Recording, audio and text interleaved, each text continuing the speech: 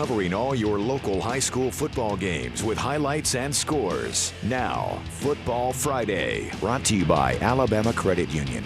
And good evening, everybody. I'm Gary Harris. Welcome into week number 12. You heard me correctly. Week number 12, WVUA 23's Football Friday. It's the playoff edition. Football Friday presented all season long by Alabama Credit Union. Visit alabamacu.com to learn more. Alabama Credit Union, loans for real life. Well, Football Friday is 1 hour again this year. And tonight, as I said, the first round of the AHSAA State Playoffs. And we have highlights from I think it's 16 high school football games for you this evening. I'm running wild, too, as these playoffs, man, they get you out there, and it is off and running. Plus, we'll have our complete Baked First Football Friday High School Scoreboard, our Football Friday Band of the Week, our premier service company Outside the Huddle feature, Rodney Orr's recruiting tales behind enemy lines around the SEC, and more. And we're going to begin, as we have pretty much all season long, with our DCH Game of the Week. Now, the Game of the Week, brought to you by DCH. Class 2A, Tuscaloosa Academy, the number 1 seed, hosting Red Bay, number 1 seed out of their region, the Knights are, and they made Red Bay understand why tonight. Opening drive for the Tigers, but Levi Johnson looking to get deep, but he's picked off by Caleb Colgrove, and he sets the Knights up at midfield. Later in the first quarter, Preston Lancaster, who's had a fabulous year, look at him going through his reads, buying some time. He throws a touchdown to Mills Powell for the first score of the game. Knights up 7-0 after 1. Next drive for the Knights, they drive it all the way down and capitalize. 9-yard strike from Lancaster to Powell. Again, it's 14-0 TA. Tigers looking to get something going on offense. They didn't come all the way down from North Alabama for nothing. They were here to play. Johnson rolls out and finds Kyler Watson, and he is going to rumble, bumble, and stumble the big man right down the left sideline all the way into the red zone before he's pushed out of bounds. A couple plays later, Johnson hands to Keaton Lampier, and he is going to power into the end zone. We got ourselves a ball game. 2-point conversion made it 14-8, but the Knights would respond. That's what you do when you win your region title and you're the number 1 seed in the playoffs. Lancaster's going to throw a screen to Nick Evans, and then Evans is going to just patiently pick his way through the defenders. 22 yards for the touchdown. TA led 21-8 at halftime, and the Knights go on to win it. They move on to the second round. Big win tonight, 35-16, Tuscaloosa Academy over Red Bay in Class 2A. The Knights advance on to the second round. Class 6A, Hillcrest, 10-0 on the season for a second straight year, hosting St. Paul's Episcopal out of Mobile. They're always tough. The Patriots, number 1 seed from Region 4 in 6A. St. Paul leads 3-0 early on, but here goes Traverse Banks, takes the toss and does his thing. 40-yard run up the sideline. He's all the way down to the 2. Next play, the Patriots, Jay-Sean Land follows his blockers into the end zone. It's 7-3. This was going to be the toughest game of the year. Remember, Hillcrest had 10 games, had 10 blowouts. Not tonight, but the defense steps up. Barkley Crawford in coverage, and he wins the jump ball, pulls it down for the pick. St. Paul, though, is going to get one of their own. Check this out. Bryson Kimbrough going deep, as he's done so often this year. But it's deflected and caught by Jaboris Stone. This game was tough. The Saints trailing 7-3, but they're threatening with under a minute to go in the first half to take the lead. But Hillcrest, Cedric Buckner Jr. leaps for the red zone pick, and the Patriots lead 7-3 at halftime. That was a big, big play in the game. Now in the fourth quarter, it's only 7-6 Hillcrest, but the Patriots are going to seal the deal. Santonios Brown, get out of my way. He smells pay dirt. 5-yard touchdown run. Hillcrest, it wasn't easy, but our Stu McCann brought back some great highlights, and you saw for yourself right there. Hillcrest getting the win tonight. 20-6 was the final over St. Paul. So, you know, playoff football is just different, folks. Hillcrest had run roughshod. They got tested tonight, but they passed the test. 20-6 over St. Paul's Episcopal. Class 4A, American Christian hosting Booker T. Washington tonight here in Tuscaloosa. And you talk about tough football games. Davis Dare has had a heck of a year. Here he takes the direct snap, starts left, comes back right. Touchdown, 5 yards out. Booker T. Washington, though, responds with a 4-yard touchdown by Elijah Hall. 2-point conversion was good. The visitors go up 8-6. ACA's Caleb Morrison blocks the punt, and the Patriots are in business at the 21. And then Jackson Willingham, 11 yards for a first down. ACA attempts a field goal, but that's kind of the night. Epitomized for the Patriots. Just can't get the ball down. They don't get points, and the Golden Eagles are on top of it. And then Hall who is a heck of a football player, he busts one up near the 50-yard line, and then K. Durrett with the pick to end the threat. This one, a close game all night long. AHSAA hanging in there as time expires in the first half, but they can't get it done. BT Washington comes into Tuscaloosa and gets the win. That's a shocker to me, folks. I'm not going to lie to you. 22-12, American Christian Academy has its season come to an end. Class 7A tonight, Hewitt-Trussville hosting Bob Jones. Huskies already up big. I mean big. 35-0 in the second quarter when Peyton Floyd does his thing. He hits Dylan Cope, I should say, my mistake, for a 25-yard gain. Then Floyd, who is a terrific runner, is going to avoid getting taken down right there by time, throw back across his body to Jackson Melton for 6. Hey, it works out. You know, you're not supposed to throw back across your body unless it finishes like that. 42-0. This is a playoff game. It's not supposed to be this easy. Right before the half, the Huskies' Kennedy Mitchell finds a gap, 27 yards down into Pat's territory, and then Floyd calls his own number, which he often does, 49-0 at the break. So you know who won the game. The only question was the final score. Let's check it out tonight from over in Trussville. It's a big one for Hewitt-Trussville. I tell you what, they're starting to play some good football. This 7A could be a little more open than people think. In the north with Thompson, it may not be a done deal for them to get to the championship. Hewitt-Trussville wins it 56-14 over Bob Jones. Well, it's just the first round of the AHSAA State Playoffs, which means we have a lot more action for you, including Thursday night contest. But when we come back, more from tonight, including South Lamar hosting Meek and a first round Class 1A game. Highlights when we bring it back here to Football Friday. Stay with us. We'll be right back.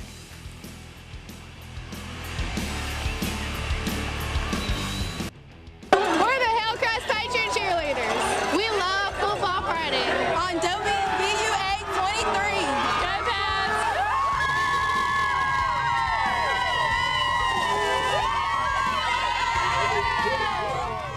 And the Hillcrest cheerleaders welcome us back into Football Friday. As you saw, it was not easy for Hillcrest tonight, but they get it done against St. Paul's. I'm Gary Harris. Let's get back to the action. Class 6A tonight in Hueytown as the Golden Gophers played host to Theodore. And here are the Gophers coming in riding a 6-game winning streak, hosting Theodore in that Class 6A round 1 game. Theodore was 0-4 on pass attempts in the first half, thanks to the Gophers' big man Cole Caldwell, who throws Krishan Overton down like a small rag doll. I mean, he just was rough with him right there. Here he is getting the big sack on 4th down early in the second quarter. Hueytown strikes, though, with 5 minutes left in the first half. Jabron Ellington, 42 yards over the top. Looks like Jalen Milrow put it up there. Thomas gets the catch, and that is for a DeCorian Thomas for a 7-0 lead for the Golden Gophers. Cameron Rigby, though, for the visitors, is going to escape the pressure, gets it off to Cameron Pruitt. That was a good idea because Pruitt is motoring down into the red zone. Hueytown's defense, though, comes up with a big stop on 4th and goal. They keep them out of the end zone. It was close, but turn them over on downs. The Gophers will go on to score with under 2 to go. Anthony Robinson gets it in, and Hueytown has the lead and gets the win tonight. As we check out the final score, 14-0, the Golden Gophers advance into the second round in Class 6A. More Class 6A. Clay-Chalkville tonight at home against Cullman. This 6A is loaded. I honestly think that 6A top to bottom may be better than 7A. Clay-Chalkville's already beat Thompson this year. And here they go. Jalen Mbakwe finds Mario Craver for a nice 17-yard gain.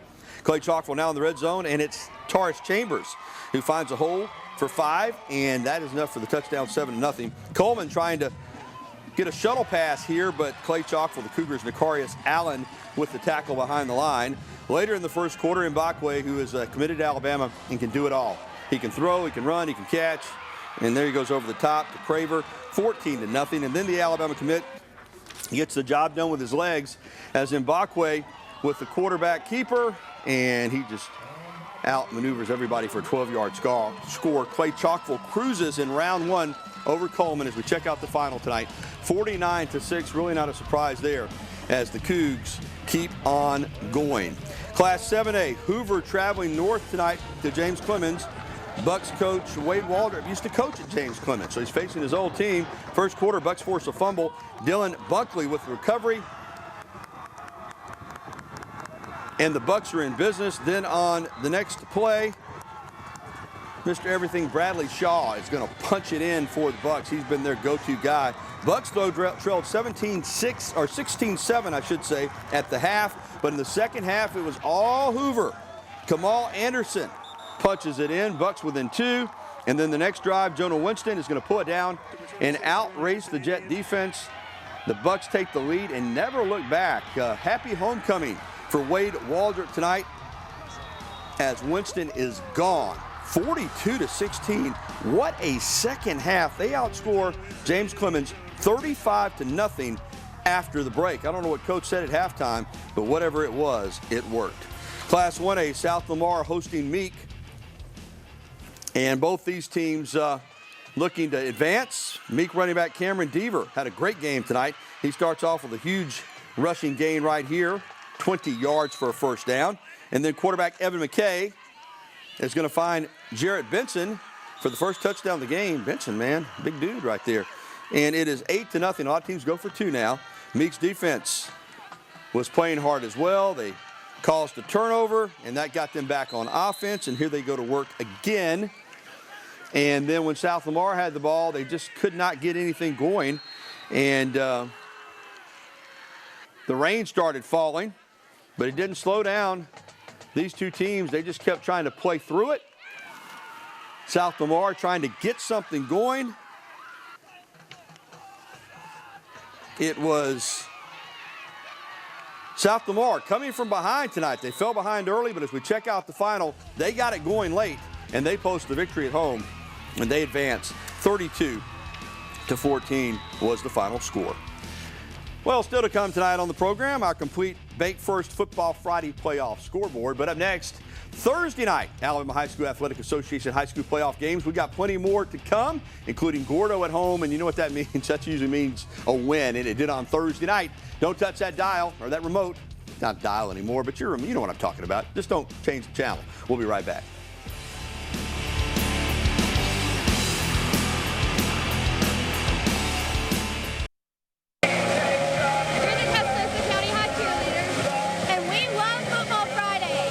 WVUA 23. Go Wildcats!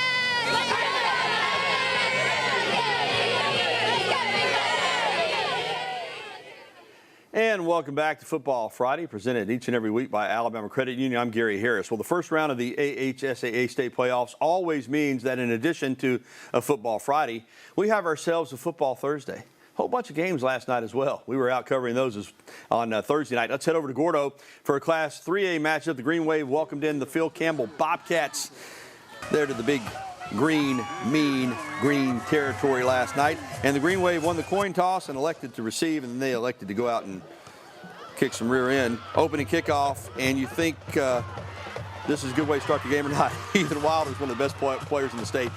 You don't kick it to that guy. I don't know who put the scouting report together for Phil Campbell. Don't kick it to him. 80-yard touchdown return, and the Gordo Green Wave off and running and never look back. Phil Campbell trying to respond. Quarterback Haston Scott takes the snap and quickly gets it out to Hayden Wingo, who powers himself into the end zone, 12 yards out. And the Bobcats saying, hey, we came to play. But Jace Neal dropping back, finding Chris Javion Lark, and he outruns the defense for an easy 55-yard touchdown. Green Wave dominating on both sides of the ball.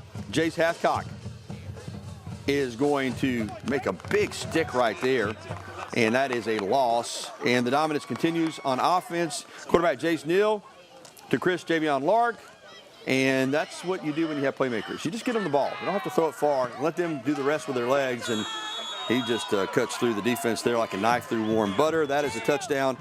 All Gordo last night, as you might expect. 56-6 over Phil Campbell.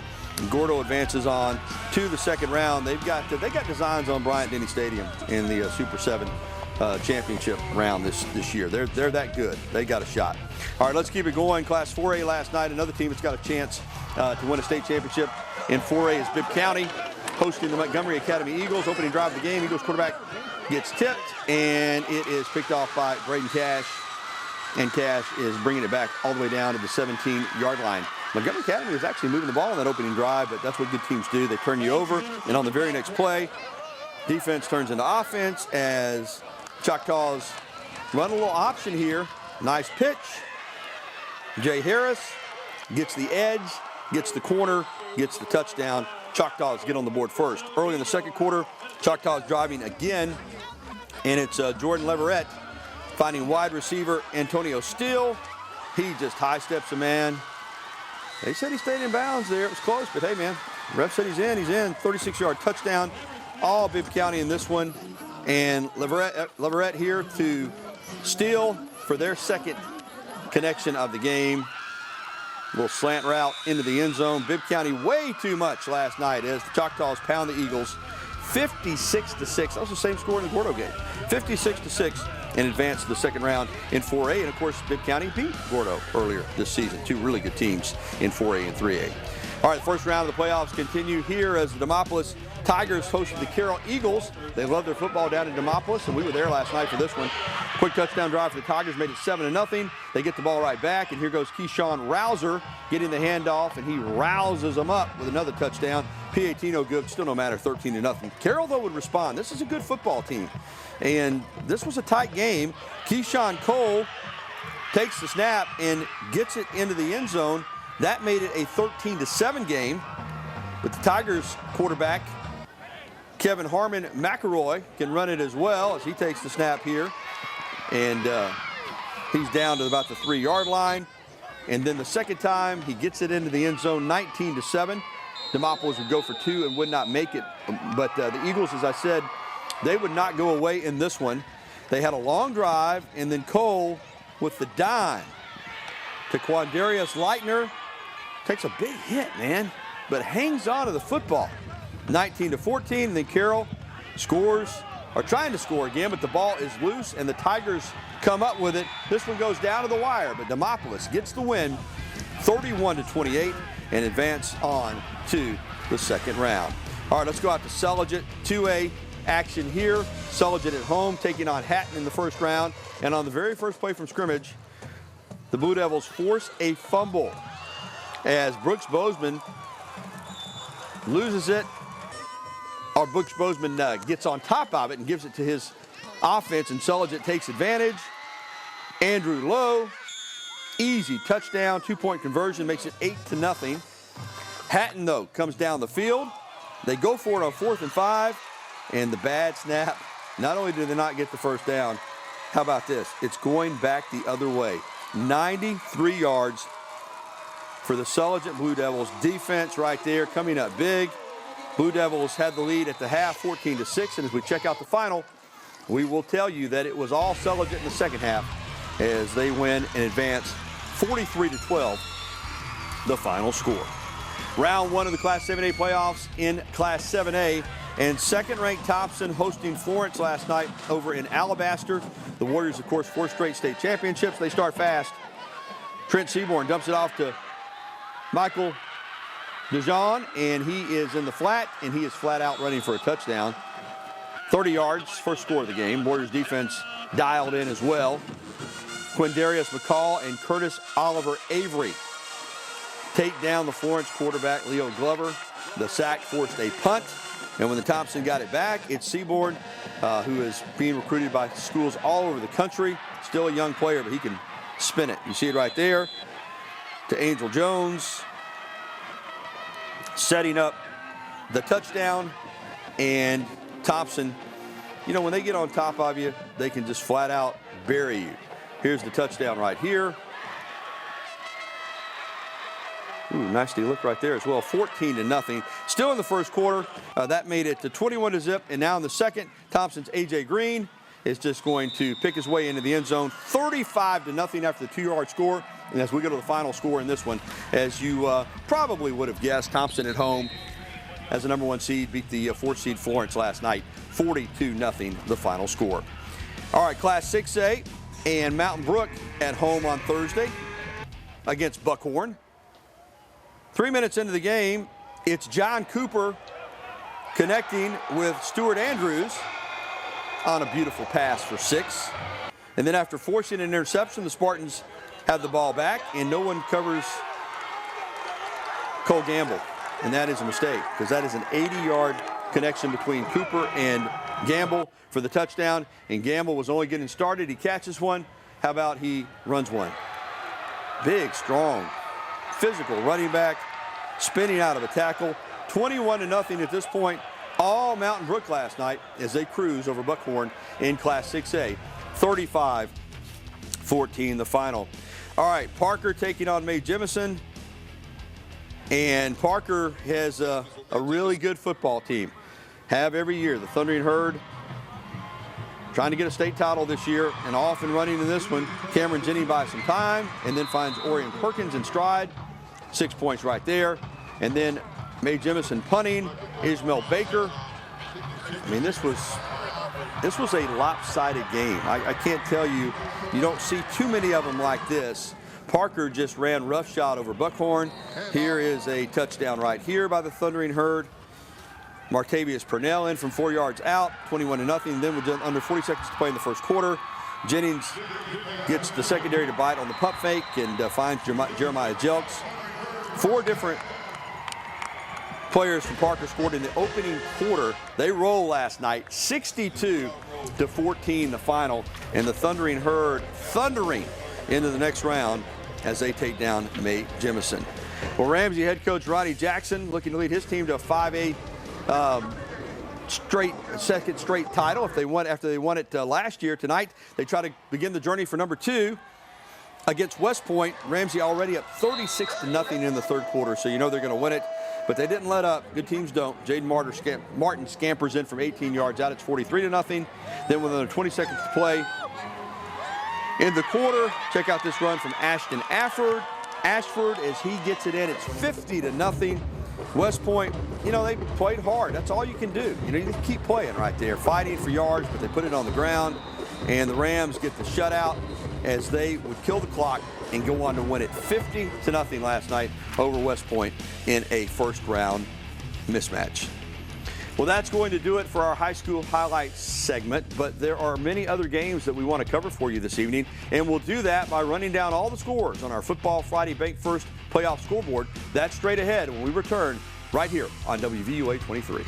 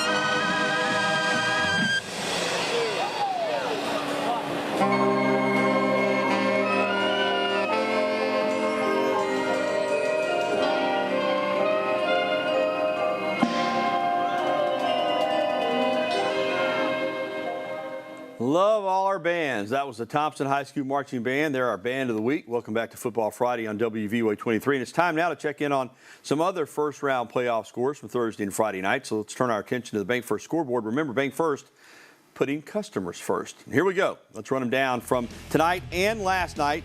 These are scores from both Thursday and Friday night. Andalusia took down Sipsey Valley. Still a big step in the right direction for Sipsey Valley this year as they make it into the playoffs. They fall tonight, though, to Andalusia on the road, 34-6. Montgomery Catholic over West Blockton. West Blockton's season comes to an end, 48-7 down in Montgomery. Colbert County at Winfield. Winfield wins that one, 43-21. It was Lauderdale at home over Fayette County. Fayette County's season comes to an end, 35-14 as the Tigers drop it on the road. Look at this score. Is this something else? We're sure this is not a high school basketball score? Tanner over Lamar County tonight, 64-55 is the final. And Lexington took down Aliceville. Aliceville falls on the road. The Yellow Jackets season comes to an end, 54-28. It was Pickens County on the road, though, in Class 1A. The Tornadoes, man, they get in the playoffs. They know how to turn it on. They win on the road tonight, 32-20. They advance to the second round. Linden falls at home to Brantley, 42-17. It was Elba over University Charter. University Charter out of Livingston comes up well short tonight on the road, 70-8. Vestavia is playing really well. They go up to Decatur and take down Austin tonight, 38-17. It was Saraland, the defending Class 6A state champions, all over McAdory. Saraland looks like they've got the team again. Man, that 6A is going to be something. It's loaded. I'm telling you, loaded. Saraland over McAdory 54-15. Briarwood wins at Carver Montgomery 25-0 the final there. It was Helena over Wetumpka tonight. Helena wins 58-28. And Spanish Fort takes down Bessemer City 28-0.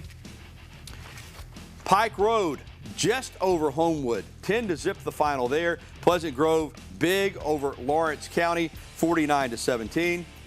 It was Leeds winning over Arab, and it was Priceville winning at Dora in a really close football game.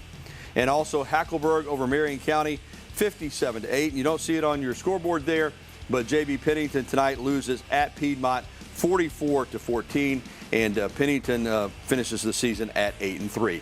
All right, that's a wrap for the scoreboard, but more high school football still to come. After all, it is Football Friday. When we return, Bama Central's Joe Gaither, our high school analyst, will join me for high school football playoffs analysis with an in-depth look at our DCH Game of the Week between Tuscaloosa Academy and Red Bay. More Football Friday is on the way right here on WVUA 23.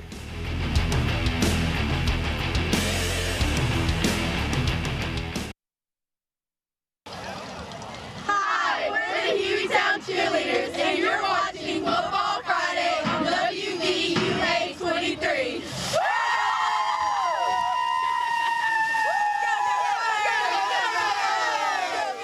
And thanks to Pool and Patio Center again this year for our cheerleaders. And we're back here on Football Friday. I'm Gary Harris, joined by our high school football analyst, Joe Gaither. Has been joining us all year from Bama Central.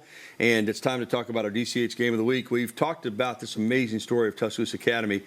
Coming up last year from AISA to AHSAA and not missing a beat. This year winning the region championship, and tonight opening the 2A playoffs against Red Bay. They came down from North Alabama at TA, and you know, this is a pretty good Red Bay team, but Tuscaloosa Academy, Joe, looked the part tonight of a #1 seed. Over the course of 4 quarters, they were just better. Absolutely. They've got a great junior quarterback in Preston Lancaster who had 4 touchdown passes, and really TA got up on Red Bay, and Red Bay just never could dig back into the ballgame. So TA handling their first round business quite well. What about this team? Big picture.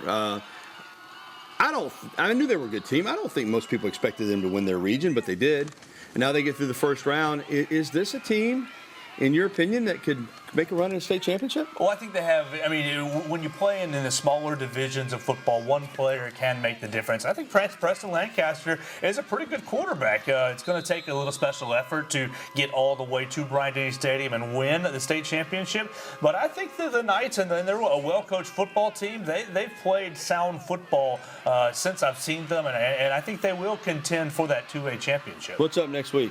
Next week, they're playing Southeastern. They've never played Southeastern. They're playing a lot of schools they've never played, moving into AHSAA. Let's come back on camera because I want to ask you about Hillcrest. The Patriots just ran roughshod in the regular season. They only gave up 70 points in 10 games, and some of that was when they had their backups in. They scored over 400 points. Were not ever tested. They were tested tonight. You know the history. St. Paul's Episcopal is a very proud program. They came in here as a 4 seed, but they took it down to the wire tonight. Hillcrest wins 20-6, but I think it was a quick eye-opener about how tough this Class 6A is, and that playoff football doesn't matter what you did in the regular season. But they got the win. Hillcrest did. Well, no disrespect to the teams in West Alabama, but they didn't do a great job preparing Hillcrest for what they might see with the South Alabama teams, the Mobile teams, Saraland winning big, and Clay-Chalkville as well. So they take a huge jump up in competition. You talk about fun next week. Helena just up the road about 45 minutes. They're going to come down to Hillcrest. The Huskies have a pretty good football team. They were undefeated until late in the season. I still like Hillcrest at home, but it won't be easy. It'll be a blast. Joe, it's been fun. Real quick before you get out of here, you went to Bama basketball tonight, 102-80 over Indiana State. Indiana State challenged them, made a lot of threes early, but boy, Aaron Estrada, 27 points, 5 rebounds, and 5 assists. Estrada with 27 points, with Grant Nelson with 24, and Sears with 20. Those 3 guys in 2 games have shown that they might be a trio to watch this year. 2 games, over 100 points in both games. Look out for Alabama basketball. Thank you, Joe. Thank you, Gary. And when we come back, it's time for, of course, Outside the Huddle, the final win of the year, but it's always an attention getter. That's when we return. Stay with us.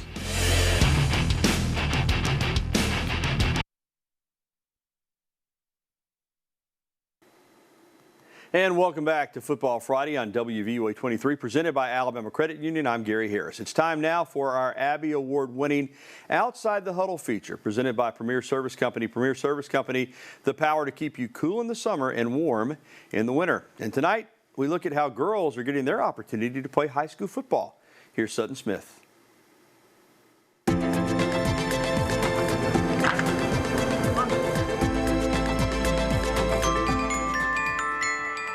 Making plays on the field for your school in front of family and friends is every athlete's dream. And I was like, this is so exciting. This is what football feels like. High school girls from Brookwood and Holt are experiencing that feeling for the first time this fall after their schools were chosen by the Atlanta Falcons to begin girls flag football programs. I have track later in the year, and it was my senior year, and I thought, why not? I'm not doing anything else. And they called it over the intercom. I immediately went to the meeting and signed up. Tia McGuffey's football love story grew much like anyone else's. Growing up close to the University of Alabama, while her father pulled for Michigan, only ignited that passion even more. And me and my brother got so into it. Like, my brother was wearing a Michigan hat, Alabama jersey, Michigan pants, like Alabama socks. We looked absolutely horrible. The look wasn't stylish, but it represented a bond McGuffey had to football.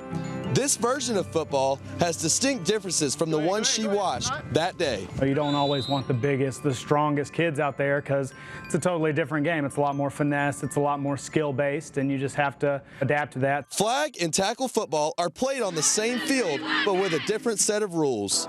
In flag football, offense and defense have 7 players rather than 11. There's less emphasis on offensive and defensive linemen due to the premium on speed. So really the game plan has been about, exploiting matchups, finding open space in the field, and just a lot more skill. There was an intense learning curve before they even stepped foot on the field. If you cannot become competitive, you will never, ever have the chance to win. That's what I always preach to them. Compete, compete, compete. No matter what's going on, we never quit, and these girls never quit. Holt had 9 players try out, and they all made the team. Brookwood had 16 more players try out. More players with different skill sets helped Bryant maximize his team's potential early on in the season. Luckily, our girls were really dedicated in the summer and got their stuff down and figured things out so that we didn't have as much we had to adapt to once the season started. Flag football's popularity and involvement has increased every year with new teams added in high schools all over the United States. Every single year it's blossomed. You look and the teams that we're going up against now, just the level of competition, the level of work, the level of professionalism amongst all of this is just getting better and better. Even though there were many differences between the two teams in their first season, win or lose, these girls will be remembered for being pioneers at their schools.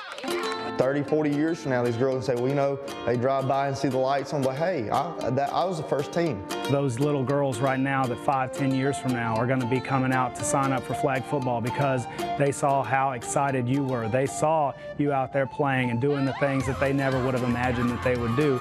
Your legacy is something that's going to live forever because it's in those young girls. When I was little, I remember watching girls play softball, and that made me want to play softball. And I remember watching girls go to prom and go to the mall, and I'd be like, I want to be just like them when I grow up. I want to be able to have that freedom. I want to be pretty like them. I want to go and I want to be just like them. It's so exciting to me that I get to be that girl for somebody else and somebody else's dreams or hopes one day. That mindset plays to the human contract we all strive for, to leave it better than you found it. That is pretty cool. Well, coming up, Football Friday's Drew Pavine will take you behind enemy lines with Aaron Gershon from Cat's Paws in Lexington, the Kentucky 247 sports site. And also, Rodney Orr's Recruiting Tales. Rodney will discuss the origins of the internet recruiting message boards. We'll be right back with more Football Friday. We're the Hewitt-Trussville High School cheerleaders. We love Football Friday on WVUA 23. Go Huskies!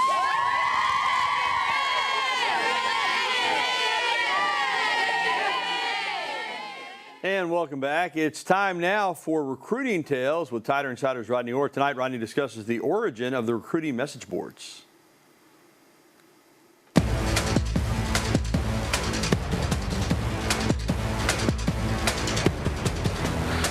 really what it was we were receiving so many emails with questions.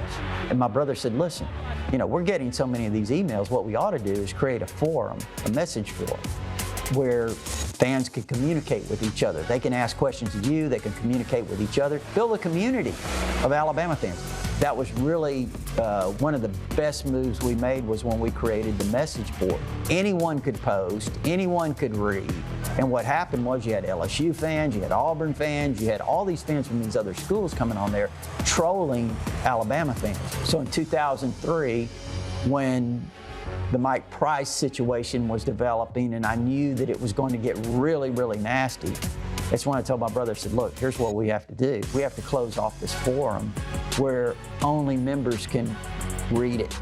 Only members can post on it because it's going to get really bad. I don't think we want this all exposed everywhere. And it did. It got really bad. But it also spiked our memberships because you had so many people who were just lurking, reading, and when it was no longer available to them, they signed up. All started right there, man. It is something else, this internet sports stuff. All right, Alabama's on the road tomorrow in Lexington against Kentucky. And here is Drew Pavon. He is going to take us behind enemy lines.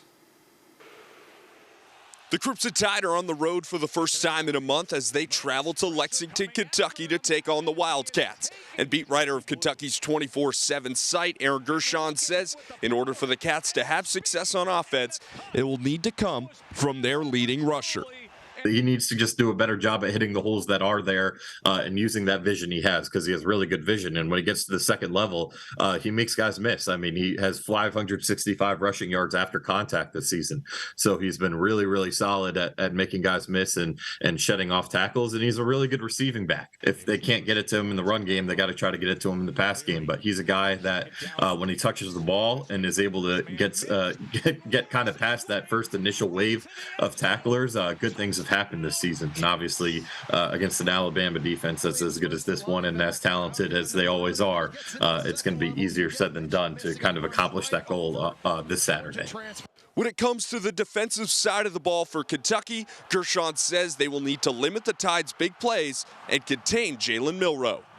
To try to make them as one-dimensional as possible. And I know that you mentioned Jalen Milroe and the deep balls, and that's been there all year, even going back to the Texas game that they lost, hitting a deep ball for a touchdown. So I think you kind of let that – you obviously want to try to stop it and do everything possible, which over the years and even this year outside of really the Georgia game, Kentucky's defenses under Brad White, the fifth-year defense coordinator, have been really, really solid.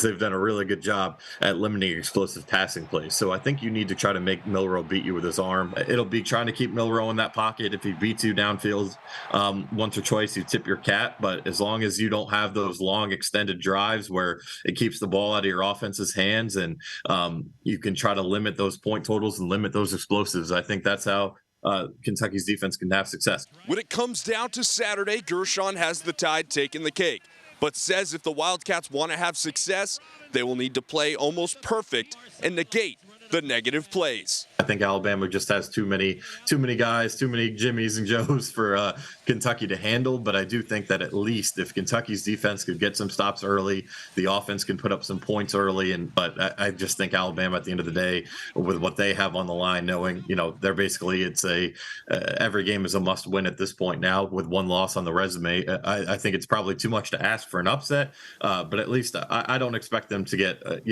have the 51-13 result we saw in Athens a couple weeks ago. Well, coming up, Molly Harrell will take us around the SEC, and we're on hand this afternoon when Alabama departed for Lexington. So we'll show you what it looked like when the Tide was getting out of town to head to the Bluegrass State. That's coming up next. Well, tomorrow in Lexington, the Kentucky Wildcats will host the number 8 Alabama Crimson Tide shortly after 11 a.m. on ESPN. Alabama departed for the Bluegrass this afternoon. Terrion Arnold, the outstanding cornerback, boy, he's been locking guys down on the edge this season for Alabama. Malachi Moore, he's probably the glue of the secondary, a veteran guy that can direct traffic back there. There you see him out of the Birmingham area. Been a tremendous player for Alabama. Jalen Milroe, of course, he's gone from being a guy that a lot of people said couldn't play quarterback to a guy that some people are saying should be in the Heisman conversation. Finally, we'll see Coach Saban when he gets on the bus. It's time to roll. Here is the head coach of the Crimson Tide talking about the mentality the team needs to take into tomorrow morning's game. Tough to play in our league on the road. You got to try to be physical, be the most physical team, which Kentucky kind of prides himself in being. And you got to have the right mindset and the right, mental approach to being able to do that in terms of how you practice, how you prepare, and what you do, and your mindset when the game comes, because you just can't turn it on and turn it off. And now let's check in on the rest of Saturday's action as Molly Harrell takes us around the SEC. Number 2 Georgia will host number 9 Ole Miss in the primetime game this weekend. The Rebels have not been a part of a top 10 matchup against the number 1 slot since the 1950s.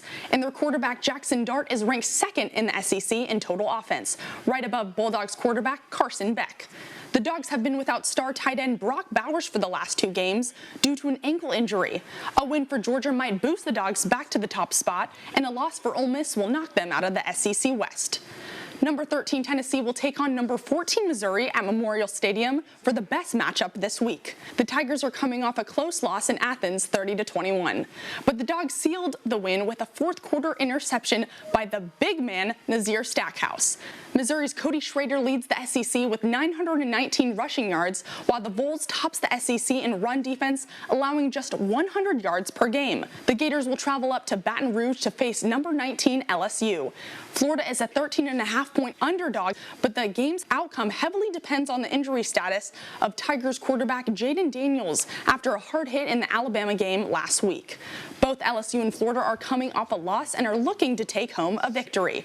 The status of Daniels is uncertain for Saturday's game, but Coach Brian Kelly said earlier this week that his signs are encouraging. He will most likely pass the protocol, and I would say that he is probable for Saturday. If Daniels doesn't go in, Garrett Nussmeier will get his first career start. And that's it for Around the SEC. For Football Friday, I'm Molly Harrell. Well, damp and cool this weekend in West Alabama. How about in Lexington, Kentucky, and Fayetteville, Arkansas? Here's WVUA 23 Chief Meteorologist Richard Scott with your weekend college football forecast. All right, let's talk about some football weather. First off, the Bama game. Alabama on the road this weekend, taking on Kentucky over in Lexington. And here's that forecast. How about some pretty chilly weather? This will be one of the coolest Bama football games of the season. Even though it's not a home game, it's further north at 11 o'clock kickoff. 49 into the game, 55. Lots of sunshine, low humidity. Really some beautiful weather, just kind of cool temperatures up in Lexington. For the Auburn game, Auburn on the road as well over in Fayetteville, and not a bad-looking game. 3 o'clock kickoff, temperature at around 62. Plenty of sunshine, and the skies clear at the end of the game. I think by the final quarter there at 56 over in Fayetteville as Auburn takes on, again, Arkansas there. And let's check out our local weekend forecast. Got things going on. We're going to be watching the game from home. This one we got Saturday 62, Sunday 62, Saturday being Veterans Day. Cloudy, good chance for occasional showers, and that'll continue into Sunday as well. So we are looking at least a wet weekend locally at times. Let's look at your local forecast and that football update. And thank you, Richard. And I do want to announce that this is the final Football Friday. Time flies when you're having fun for 2023. We will continue to cover high school football all the way up to the Super 7 state championships right here inside Bryant-Denny Stadium. But that's going to do it for Football Friday. You want to mention a few other sports notes before we close it out. Alabama men's basketball over Indiana State, 102-80. Alabama women beat Winthrop 79-50. Alabama soccer beat Western Carolina in the first round of the NCAA tournament 2-0. And Arkansas volleyball blanked Alabama 3-0. Drew Pavon will be in this weekend with all your college football and NFL football on Sunday, with WVUA 23 News at 10 on Saturday and Sunday night. All right, that's going to do it for this year's Football Friday. We want to thank everybody here that made the program possible. Most of all, we want to thank you folks out there for supporting the show, our great sponsors as well, DCH, Bank First, Pool and Patio, and Premier Service Company. And that's going to do it for another year of Football Friday right here on WVUA 23. Have a great weekend, everybody.